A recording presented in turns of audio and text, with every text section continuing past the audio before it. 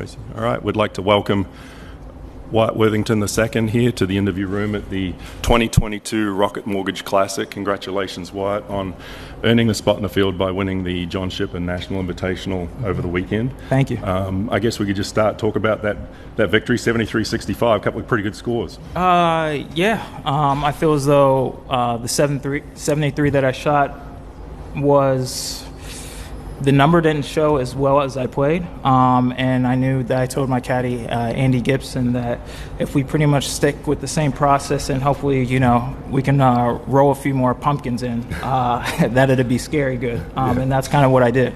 It was pretty much like a Cameron Smith at the Open, and I just rolled every single putt I looked at. I gave myself as many chances as I could, and it wasn't as smooth sailing on stretches from 13 through 15, and I scrambled to make pars and kind of keep the momentum going, and made birdie on 16 and 17 and secured my par on 18. So it all worked out. Cool. Anytime you can mention the Open champion in the same sentence as the way you putt. So what did you learn about this golf course and that you can maybe take into the week that you might not have known before? Yeah, the great folks over at Detroit Golf Club, it's very traditional. It's tree lined. Little outside activity. Yeah, we got some action. So Detroit Golf Club, it's very traditional. You got to keep the ball in play first and foremost. You do not want to, be punching out throughout the day, and the greens are very subtle. So they'll have their sections. I'm pretty sure the PGA Tour will have, nice pin locations for us where it'd be a good challenge, and try to give yourself as many opportunities as you can. I know there's one water hole on 14, so as long as you can kind of stay away from that little pond, I think you'll be okay. Negotiate that and you'll be in good hands. Yep. If we have any questions for Wyatt, we'll raise your hand and we'll get you a microphone. I don't see any out there right now. I guess I could say that you see one? Sorry, it's hard to see from up here. No, for out here. Any questions for out here? Wyatt, this will be your third PGA Tour start. You played in a couple of PGA championships. What were those experiences like for you playing in major championships? I kind of said this before in a couple interviews. I kind of say, it's life-changing, and that it is, but the more that I look at it, it's actually a dream come true. I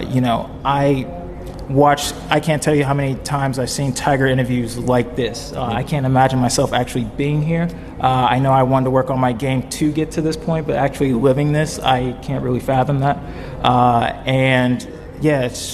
This is an unreal experience. But nonetheless, when I talked to Andy Gibson, we have the game to do this. It's just getting the opportunity to do this at the highest level. That's really what's been the toughest part. We were chatting just before, and you're from near Columbus, in the Columbus area. You teach there, basically at the Golf Depot. Yep, guilty. That's how you make your money. How often do you get to play in tournaments? I know the APGA have.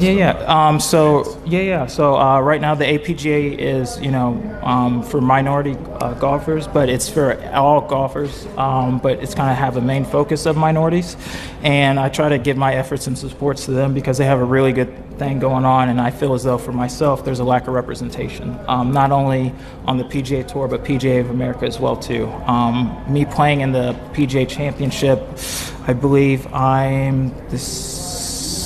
there's only two individuals, Tom Woodard and myself, that's made it through that route. So me even saying something like that, being part of history, I can't even fathom that. So it's an unreal experience. So when you're not playing tournaments like on the APGA or you're here and you're at home teaching, what does it look like for you a day? What does that entail? So I just got a new puppy, so I'm going to be taking him for walks and working on the potty training and whatnot. So he's a pretty good dog, Australian Shepherd, and after that I kind of start my lesson book. And at the end of the day, I love teaching and I caddy in the wintertime, but I do those things to kind of pay bills and to give myself an opportunity to chase my dream, which is to be on the PGA Tour. So. And how many lessons a day would you give in a regular Yeah, week? it fluctuates. In the summertime, I give a lot more lessons because the kids are out of school, so I can be there, all day long and helping out behind the desk as well too. And then there's a couple wider days, so then I'll do playing lessons. So it kind of really fluctuates, but I'm hovering around 4 to 8 lessons. Now that you're on site here, what sort of feedback have you been getting from fans and others, being here ready to play and start the tournament on Thursday? Can you say that one more time? I couldn't hear you. Sorry, what sort of feedback have you been getting from fans, support-wise, others on the golf course? The feedback, it's actually shown. I've been getting shown a lot of love. Even from the tour guys, congratulating me. I'm like, you guys know who I am? This is crazy. I know who you are. And the members from Detroit Golf Club, it's been nothing but love and support. So it's been anything and then more that, everyone's cheering me on and want to see me succeed. So hopefully I can do that for them. Great. Anybody have any questions for Wyatt while he's here before we let him go? One last thing I'll say is I saw the pairings come out, and Thursday afternoon you'll tee off at 2 o'clock, I think, and you'll be in an international group with Brett Druitt and from Australia and Paul Barjon from France. Have you met either of those guys? No, I have not, but I'm pretty sure I'll like their accents. So there you go. Well, we appreciate you making the time to come and visit with us, and have a great week. Thank you so much, man. Thank you for this opportunity. Appreciate it. Just 1 second, we'll grab that mic and then ask away. There you go. Check. Okay, thank you.